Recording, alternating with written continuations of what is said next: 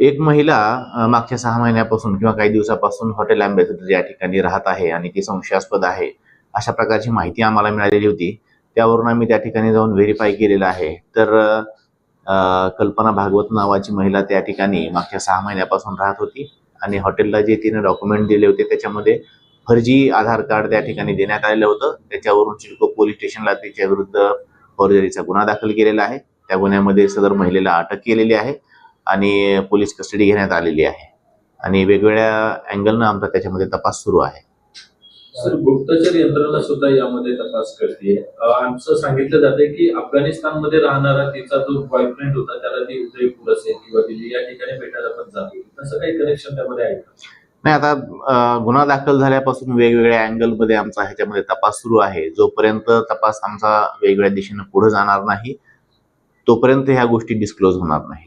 Sir, कुठून काही पैशांची बाहेर राज्यातून असेल देशातून असेल काही पैसे तिच्या अकाउंटवर आले असं बोललं जाते त्या दृष्टीनं आमचा तपास सुरू आहे. काही देश कृत्यामध्ये सहभाग असल्याचे काही चिन्ह तुम्हाला दिसू शकते? नाही, ज्या ज्या शक्यता आम्हाला वाटतात, जे अँगल वाटतात ते सर्व अँगल्स आम्ही याच्यामध्ये तपासत आहोत.